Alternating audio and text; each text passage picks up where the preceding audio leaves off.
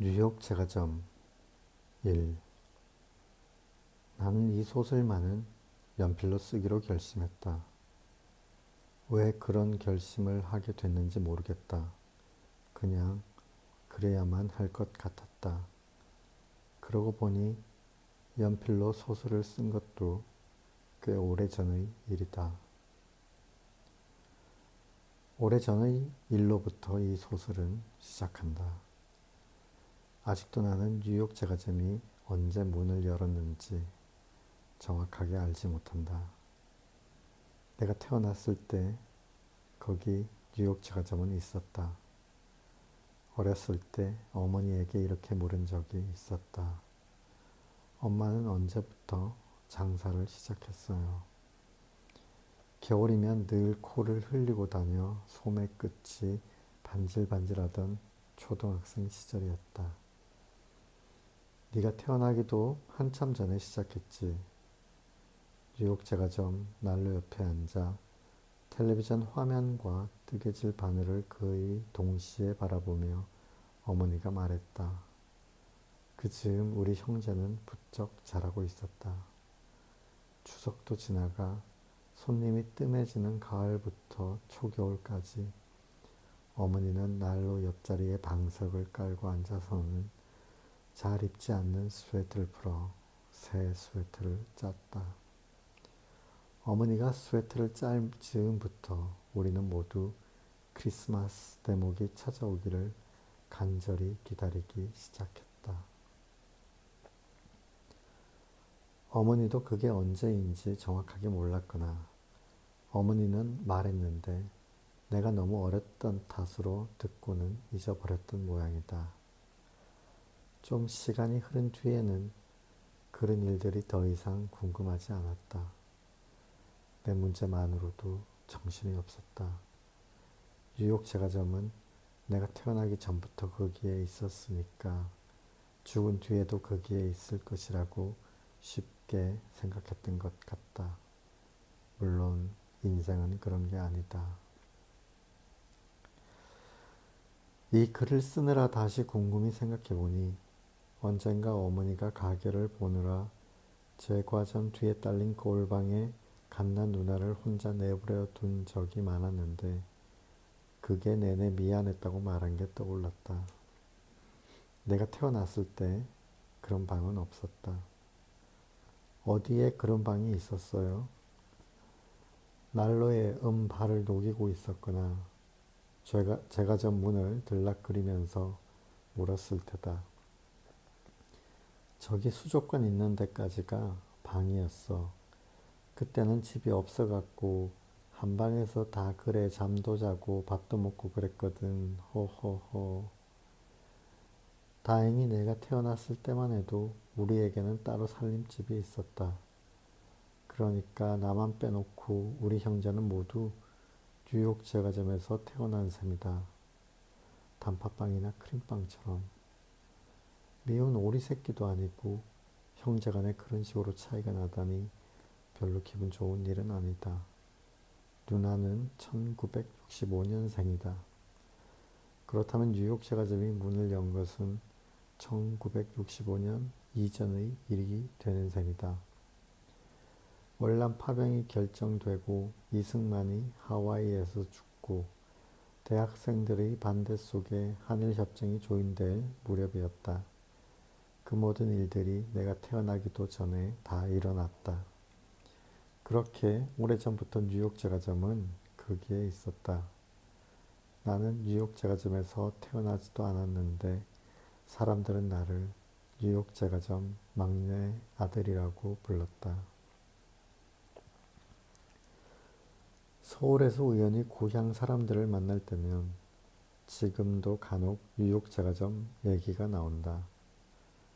모두들 나보다 먼저 태어난 사람들이다. 역전에 있었다고 하면 대부분 기억해낸다. 어머, 여고 시절에 거기서 미팅을 자주 했는데 언젠가 인사동 술집 울력에서 만난 한 시인이 내게 이렇게 말했던 것 같다.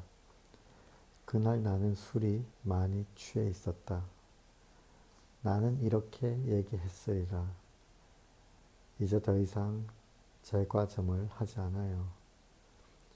뉴욕 제과점을 기억하는 고향 사람들에게 내가 늘 하던 말이다. 하지만 사람들이 내 말에 놀라거나 충격받는 경우는 거의 없다. 여학생 시절에 미팅까지 했던 곳이라면, 그리고 이제 더 이상 그런 곳이 이 세상에 존재하지 않는다면 그게 어째서 놀라거나 충격받을 만한 일이 아닐까. 나는 가끔 멍청한 표정으로 이런 생각에 잠겨 한참 고향 얘기에 열을 올리는 상대방을 당황하게 만들기도 한다. 고향 사람들과 얘기할 때 나는 곧잘 문맥을 놓친다. 나는 뉴욕 제과점이 있던 그 거리에서 사라진 상점을 모두 기억하고 있다. 상점과 함께 동네를 떠나버린 사람들도 모두 기억하고 있다. 나란 존재는 그 거리에서 배운 것들과 그 거리 밖에서 배운 것들로 이루어진 어떤 것이다. 물론 그 거리에서 배운 것이 압도적으로 많다. 내 몸 안에는 내가 어려서 본 상인들의 세계가 아직도 생생하게 남아있다. 저마다 내걸었던 양철 간판이나 형광등 간판이 어제 본 것처럼 또렷하다. 그 거리는 이제 이 세상에 존재하지 않는다. 지금 고향에 있는 거리는 예전에 내가 살았던 곳이 아니다. 어떤 의미에서 나는 실향민이나 마찬가지다. 지물포와 철물상과 목재상과 신발 가게와 중국집과 금은방과 전당포와 양복점과 대포집과 명찰 가게와 다방재료상과 전업사와 저울가게와 하숙집과 대서방과 도장가게가 있던 내 고향은 영원히 사라졌다. 개발은 그 모든 작은 상점을 없애버렸다. 대단히 쓸쓸한 일이다. 죽음을 앞두면 자신의 삶을 처음부터 끝까지 다시 되돌아볼 기회가 찾아온다고 말하는 사람도 있던데, 만약 그게 사실이라면 나는 다른 시절에 할애된 시간을 줄여서라도 어렸던 그 시절 그 거리를 오랫동안 공들여 천천히 다시 걷고 싶다. 하지만 다른 사람들은 나와는 생각이 많이 다른 모양이었다. 대놓고 물어보진 않았지만 뉴욕 제과점은 그저 학창시절에 미팅을 했던 장소 정도라 죽는 마당에 다시 가보고 싶은 마음은 전혀 없는 것 같았다. 그들로서는 당연한 마음이겠지만 나는 그런 사람들이 좀 야속하다. 뉴욕 제과점이 언제 문을 열었는지 나는 모르지만 언제 문을 닫았는지는 안다. 내가 태어나기 오래전부터 존재했던 고향 거리의 수많은 상점들처럼 뉴욕 제과점은 새롭게 바뀐 환경에 적응하지 못하고 1995년 8월 결국 문을 닫았다. 어차피 인생은 그런 것이니까 이걸 비관적으로 생각해서는 안 된다고 몇 번이나 다짐했다. 나보다 먼저 세상에 온 것들은 대개 나보다 먼저 이 세상에서 사라진다. 정상적인 세상에서 정상적으로 일어나는 정상적인 일이다. 그러니까 뉴욕 제과점이 이 세상에서 영영 사라지는 일도 그와 마찬가지다. 하지만 과연 그런 것일까? 그저 사라져버리면 그만일까?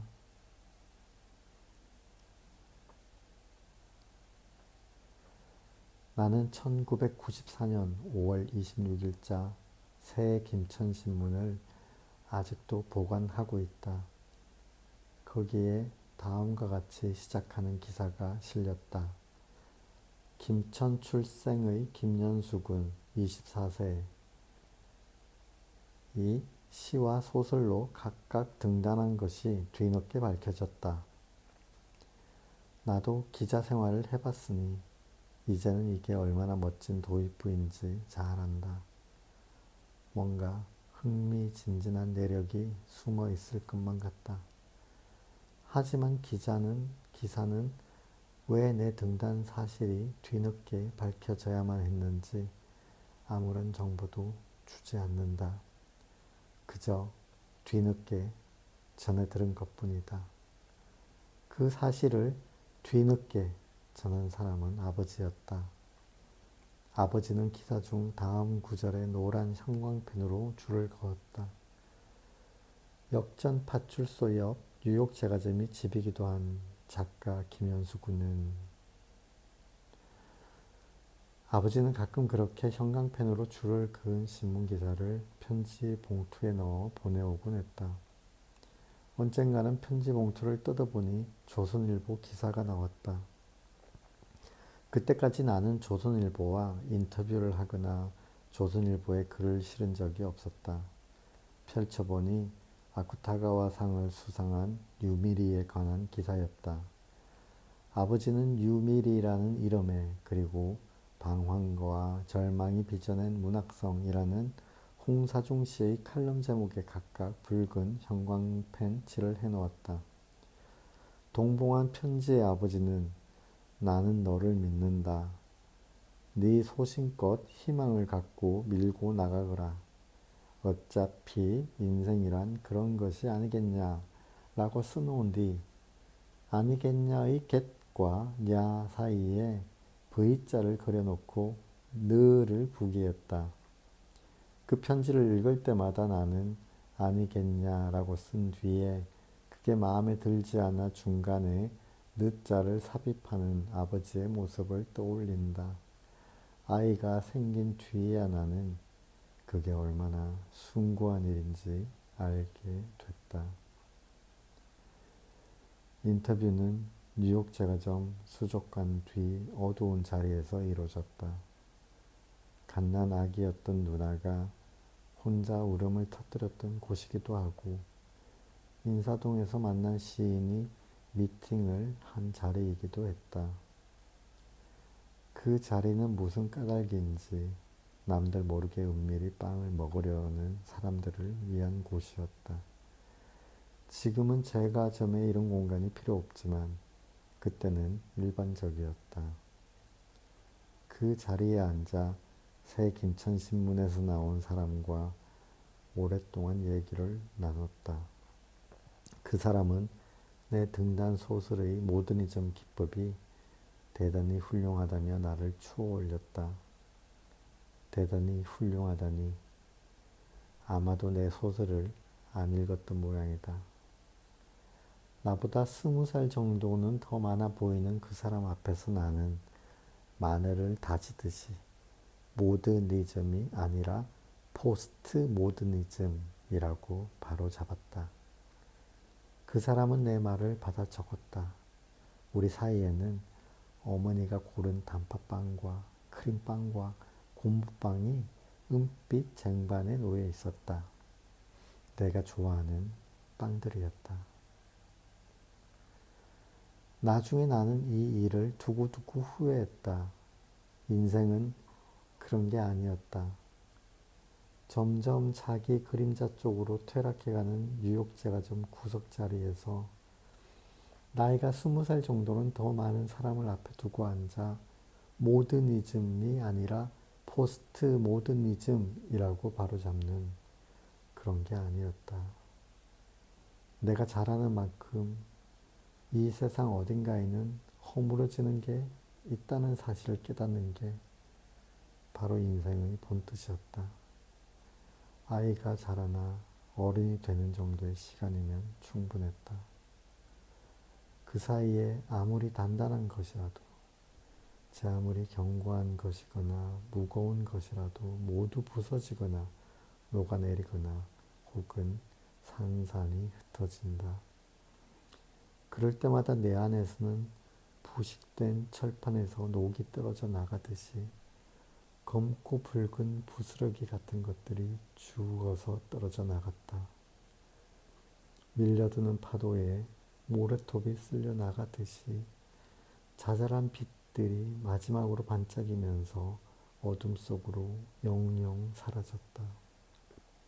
내가 태어나 어른이 되는 그 짧은 시간 동안의 말이다.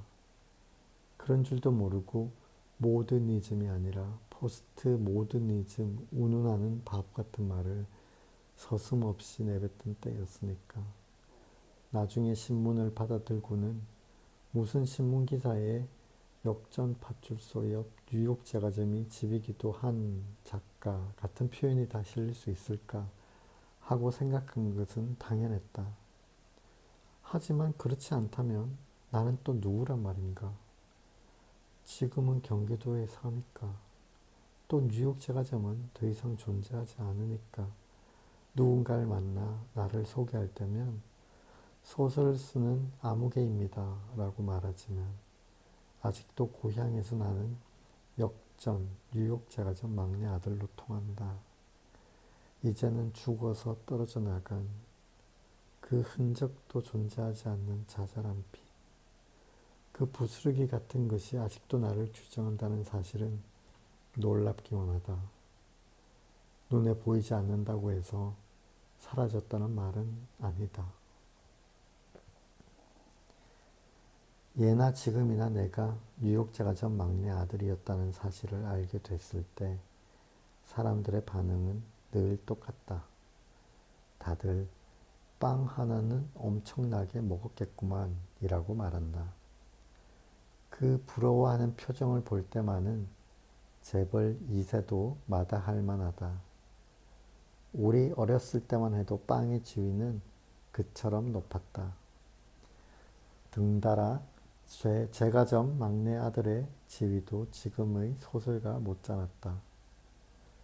당연하게도 나는 지금까지 살아오면서 다른 어떤 사람보다 더 많은 빵을 먹었다. 거의 매일같이 빵을 먹었다. 그러다 보면 한 가지 깨닫는 게 생긴다. 생과자나 햄버거나 롤케이크처럼 비싼 빵은 매일 먹는 게 사실상 불가능하다는 점이다. 매일 먹을 수 있는 빵은 몇 가지 되지 않는다. 단팥빵, 크림빵, 곰보빵, 찹쌀떡, 도넛, 우유식빵 같은 제과점의 기본적인 빵에만 질리지 않을 수 있다. 아마도 짜장면과 짬뽕을 가장 즐겨 먹는 중국집 아이가 있다면 내 말이 무슨 뜻인지 이해할 것이다.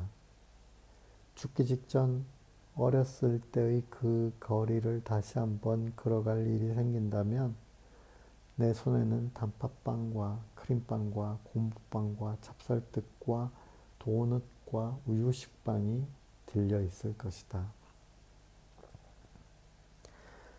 하지만 처음부터 빵을 그렇게 마음대로 먹을 수 있었던 것은 아니었다. 나는 뉴욕 제과점에서 빵을 훔쳐 먹은 경험도 있다.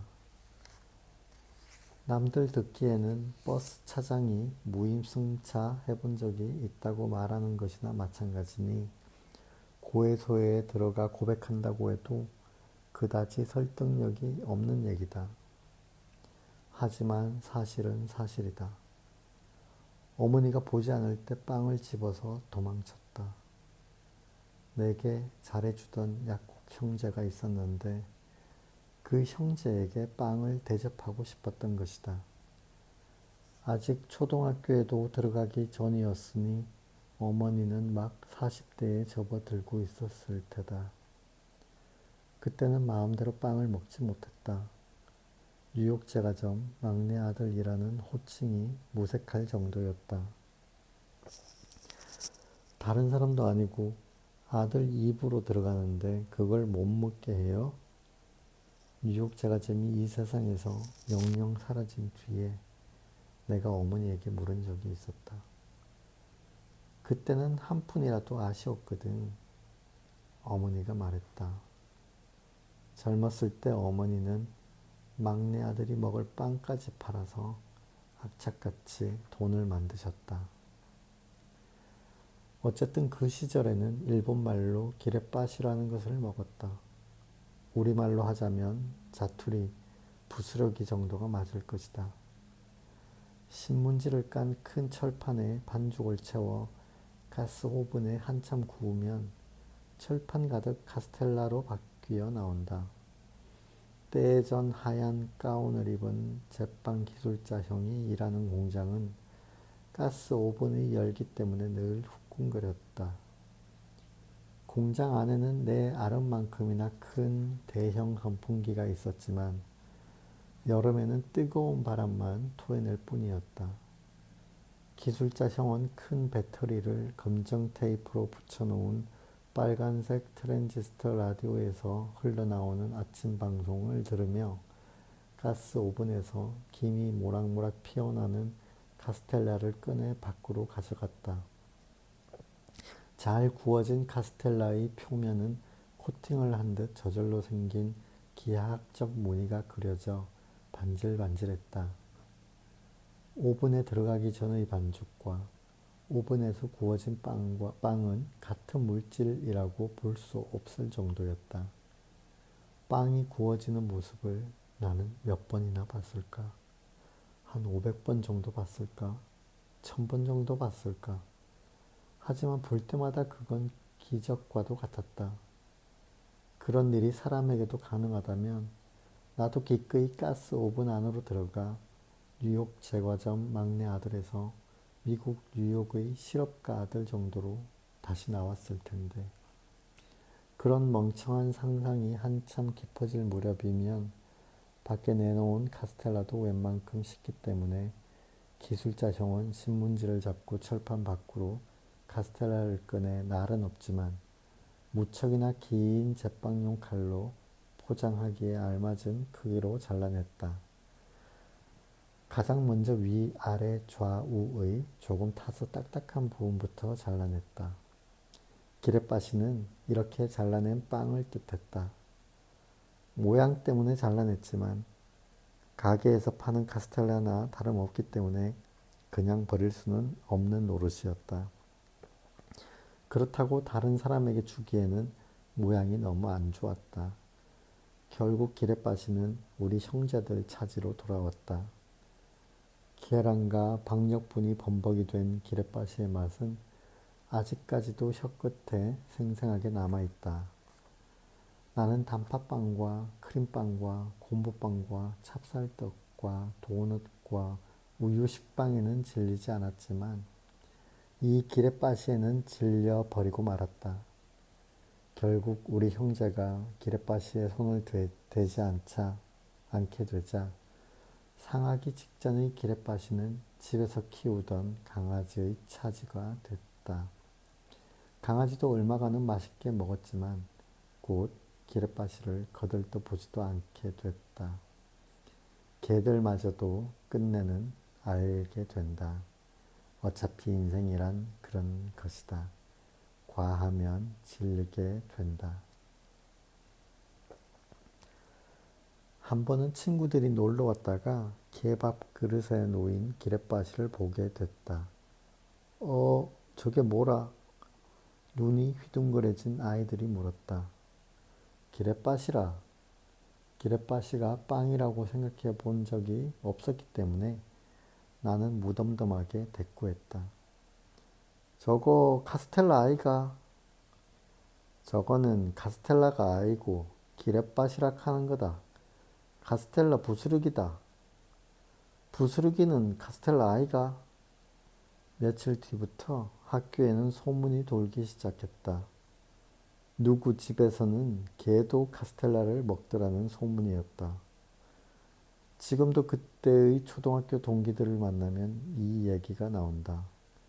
지금도 나는 그게 카스텔라가 아니라 기렛바시라고 주장한다.